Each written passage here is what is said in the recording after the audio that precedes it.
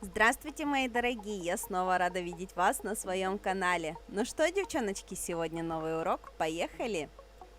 Если вы еще не подписаны на мой канал, я рекомендую вам подписаться, потому что здесь на канале много интересных нюансов про ногти и все о ногтях, особенно о ногтевом дизайне. Поэтому подписывайтесь, нажимайте на колокольчик, я очень рада новым зрителям. Ну и старым зрителям я тоже безумно рада, поэтому мы с вами снова и снова встречаемся, и я снова и снова хочу рассказать вам что-нибудь интересное. Итак, сегодня мы будем делать с вами аквариумный дизайн. При этом в качестве аквариумных украшений мы будем использовать настоящие ракушки, которые я приволокла с моря. Да-да, будем запихивать в материал настоящие живые ракушки. Ну, в смысле, не совсем живые, они, конечно, уже слегка того, но, тем не менее, раковина от ракушек от живых когда-то мы будем запихивать в аквариум. Итак, классическим образом подготавливаем нашу ногтевую пластину. Здесь нам нужно учесть, что если мы хотим заложить куда-то аквариумный дизайн, то материал на этих ногтях нам нужно снять практически в ноль. При этом не пилить по натуральной ногтевой пластине, не травмировать ее лишний раз, то есть оставить маленький тоненький слой материала, но при этом никаких объемов у нас тоже быть не должно, иначе они будут мешать заложить наш дизайн. Поэтому внимательно в этом месте все подготавливаем. Далее отодвигаем кутикулу, вычищаем птериги. Мы с вами уже не раз говорили, на что это влияет, вы уже в курсе. Наносим праймер, базовый гель, все это высушиваем, и наши ноготочки подготовлены.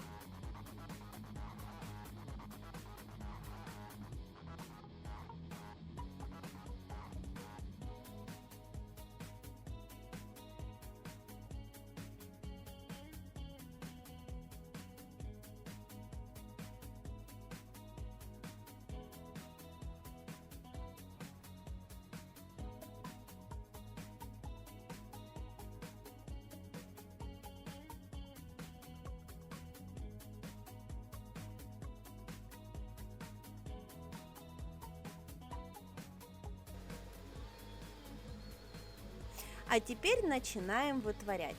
Обратите внимание, ноготь у нас состоит из камуфляжа, и здесь делать какой-то аквариумный прозрачный дизайн смысла не имеет, потому что ноготь у нас там разные цвета камуфляжа, черти что там творится. У нас материал на ногте все равно остался, его будет видно, поэтому мы решили заложить это все цветным гель-лаком. Гель-лак мы закладываем в технике жидкого камня, то есть мы берем и раскладываем это все по мокрому таким образом, чтобы получились интересные разводы. Подбираем оттенки таким образом, чтобы все это гармонично смотрелось и подчеркивало нашу дальнейшую морскую тематику. Далее у меня на палитре лежит акрилатик, смешанный с блестками, и я решила его тоже сюда немножечко напхать. Поскольку это полигель, он у меня ложится довольно-таки объемными запчастями, именно в эти объемы я буду погружать свои ракушки, чтобы они у меня зафиксировались, то есть у меня этот материал поможет зафиксировать мою ракушечку. Внимательно слежу за местом расположения своей ракушки, потому что она должна располагаться в наивысшей точке моего ногтя, то есть в стрессовой зоне. Если я ее расположу в каком-то другом месте, то она у меня просто спилится. Далее на прозрачно-розовый полигель я выкладываю еще дополнительно колотый ракушечник и блестюшки. В общем, соблюдаю основное правило аквариумного дизайна: пхай в него все, что пхается. Поэтому беру все самые блестящие штуки и раскладываю их в аквариуме. Далее имитирую морскую пену при помощи белого полигеля, накладывая его, опять же, не разравниваю, не стараюсь что-то там им вырисовать, а беру палку и просто кидаю его куда кидается и как получается.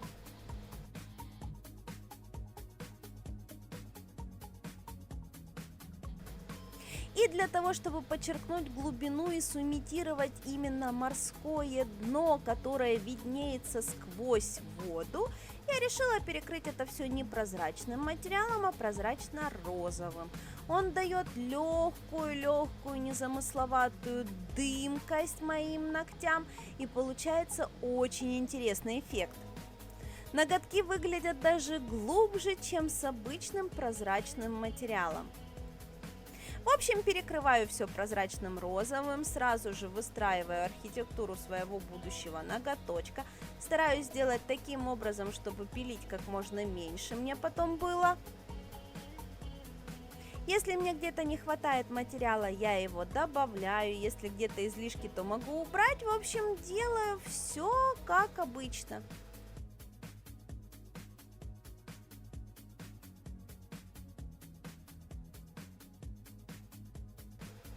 Ну а теперь, конечно же, опил. Сначала фрезой убираем явные лишние части материала в районе кутикулы, боковых валиков, ну и в принципе по всей поверхности. Начисто будем потом допиливаться пилочкой. Очень аккуратненько пилим эти ногти, чтобы не спилить свои ракушки. Потому что ракушки будут пилиться довольно-таки легко и просто, и вы не заметите, как в ракушке получится дырка.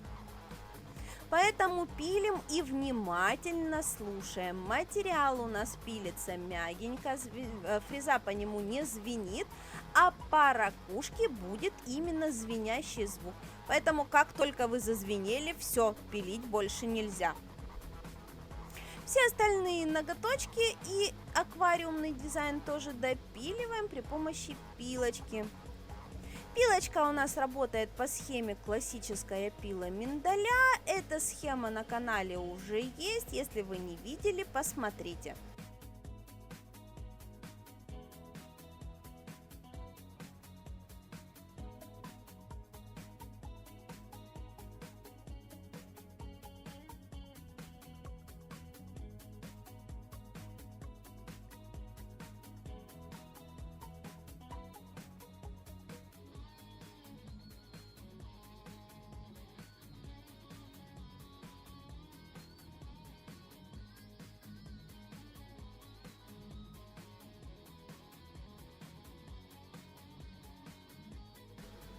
Для покрытия соседних ноготочков будем использовать вот такой вот великолепный синий-зелено-красивый оттенок. Он тоже поддерживает нашу морскую тематику, такие себе морские водоросли, майский жук. В общем, не знаю, кто такой за зверь, но очень красиво смотрится с моей сине-голубой гаммой. Поэтому покрываю ноготочки в 2 слоя, довожу к кутикуле, немножечко прорисую свой аквариум белым цветом для того, чтобы подчеркнуть глубину всего происходящего. Нарисую совсем немножко незамысловатых узоров, в принципе, вы сейчас увидите это сами.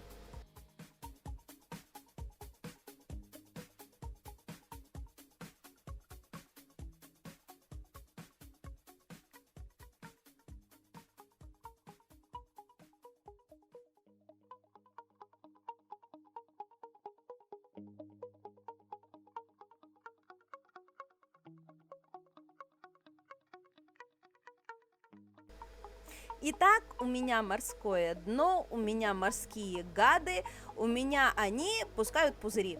Поэтому, смотрите, сразу же оживает наша ракушка, начинает пускать пузыри. И вот эта вот гадская ракушка выглядит совсем живенько и интересно.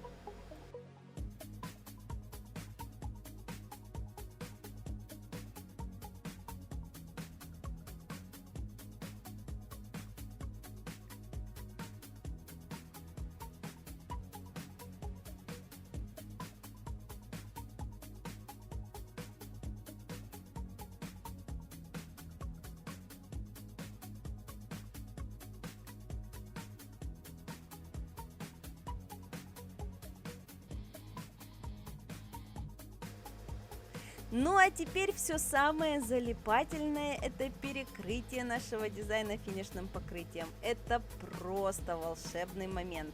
Надеюсь, вам сегодня со мной понравилось. Вы очень ждали эти ноготочки, наконец-то они в эфире. Не забудьте подписаться на канал и нажать на колокольчик. Я же на сегодня с вами прощаюсь. Всем до новых встреч. Пока!